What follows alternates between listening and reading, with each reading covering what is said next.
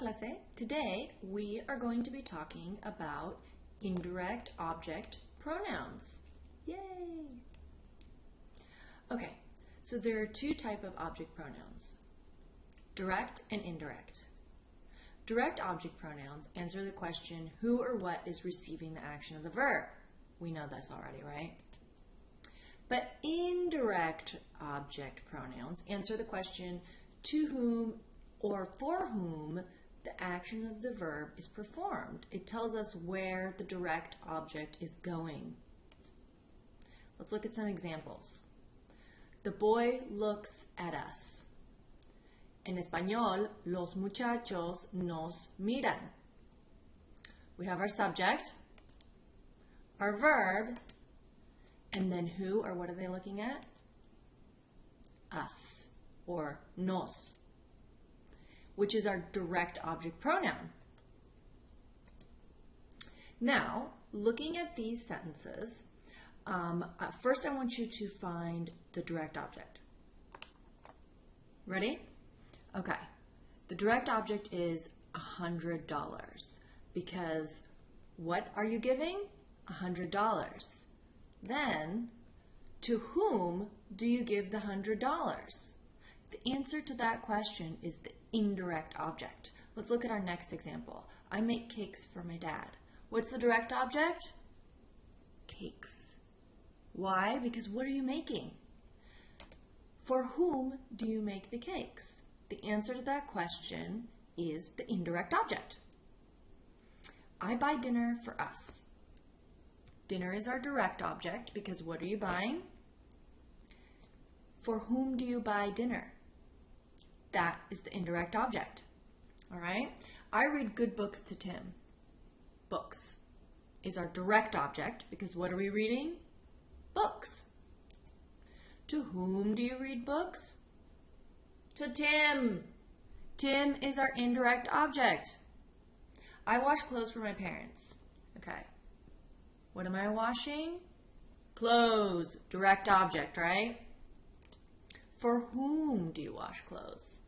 And the answer to that question is our indirect object. Okay. Now, let's look at our indirect object pronouns. Me, te, le, nos, les. Now, you'll notice in this one, unlike direct objects, there is no difference between masculine and feminine, right? It's just le for a guy or for a girl and les for plural. Okay? You've already used them. Me gustan los deportes. Remember this? Literally, the sentence means the sports are pleasing to me. Okay? The sports are the subject. Are is the verb. To me, or me, is the indirect object pronoun. El maestro me escribe una nota. Here we have an example. Okay? So, escribe matches maestro because who's writing? El maestro. The verb matches the subject. The indirect object pronoun comes before the conjugated verb, just like with our direct objects, right? You can also attach indirect objects. Let's look at this example. Mi mamá me va a comprar una falda. Indirect object pronoun comes before the conjugated verb. Or, mi mamá va a comprarme una falda. The indirect object pronoun attaches to the infinitive. Mi mamá está comprándome una falda. The indirect object can also attach to the present participle. Goodness gracious. Personal a. Sometimes when using le and les, we don't know whom we're talking about. In order to clarify, we add a plus the person. Efraín le da las llaves a su hermano. The indirect object pronoun is talking about su hermano, and the a clarifies that for us. Norma les dice una mentira a los niños. In this case, the indirect object pronoun refers to los niños. We can also use the personal a with me, te, and nos, but it is for emphasis, since it's already clear whom we're talking about.